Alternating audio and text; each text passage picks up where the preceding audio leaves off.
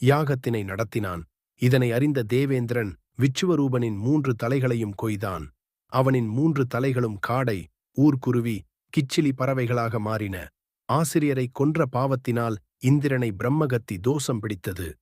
இந்திரனின் பிரம்மகத்தி தோஷத்தினை தேவர்கள் மரங்களிடத்தில் பிசினாகவும், மகளிரிடத்தில் பூப்பாகவும், நீரினிடத்தில் நுரையாகவும், மண்ணிடத்தில் உவராகவும் பிரித்து அளித்தனர்.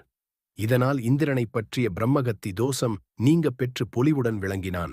விருத்தாசுரன் தோன்றல் தன் மகன் விச்சுவரூபனின் முடிவினை அறிந்த துவட்டா இந்திரனை அழிக்கும் பொருட்டு வேள்வி ஒன்றினைத் தொடங்கினான். அவ்வேள்வியிலிருந்து பயங்கரமான உருவத்துடன் அசுரன் ஒருவன் தோன்றினான். அவ்வசுரனுக்கு விருத்தாசுரன் எனப் பெயரிட்ட துவட்டா விருத்தாசுரனுக்கு இந்திரனை அழிக்க ஆணையிட்டான். தேவேந்திரனுக்கும் விருத்தாசுரனுக்கும் பயங்கர போர் ஏற்பட்டது. இறுதியில் தேவேந்திரன் விருத்தாசுரனின் மீது வச்சிரப்படையை ஏவினான். விருத்தாசுரன் வச்சிராயுத்தை வீழ்த்திவிட்டு தன்னிடமிருந்த இரும்பு உலக்கையால் இந்திரனை அடித்து அவனை மூர்ச்சை அடையச் செய்தான். மூர்ச்சை தெளிந்த இந்திரன் இவ்வசுரனுடன் நேருக்கு நேர் போர் புரிய என்னிடம் வலிமையில்லை எனக் கருதி மீண்டும் நான்முகனை சரணடைந்தான். இந்திரன் புதிய வலிமை மிக்க வச்சிராயுதத்தை பெறுதல் நான்முகனை சரணடைந்த இந்திரனிடம், இப்பிரச்சனையிலிருந்து தப்பிக்க திருமால் ஒருவரே உனக்கு வழிகாட்டுவார்.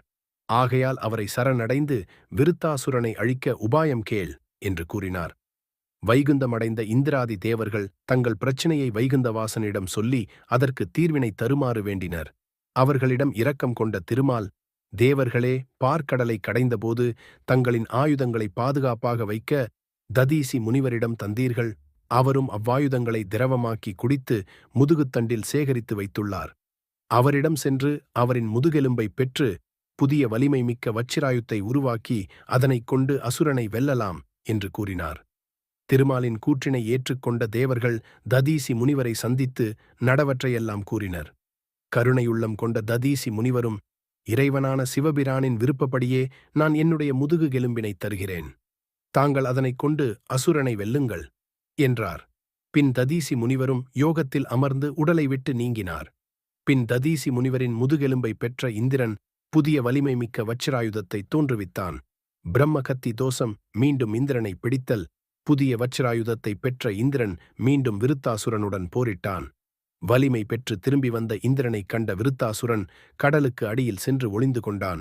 அசுரனை காணாது திகைத்த இந்திரன் நான்முகனிடம் சென்று நடந்ததை கூறி அசுரனை கண்டறிய வழி கேட்டான். நான்முகனும் அகத்தியரின் உதவியுடன் கடலினை வற்றச் செய்து அசுரனை அழித்திடலாம் என்று வழி கூறினார். இந்திரனும் அகத்தியரைச் சென்றடைந்து நடந்தவைகளை கூறி உதவிடுமாறு கேட்டான். அகத்தியரும் கடலினை உளுந்தளவாக்கி குடித்துவிட்டார்.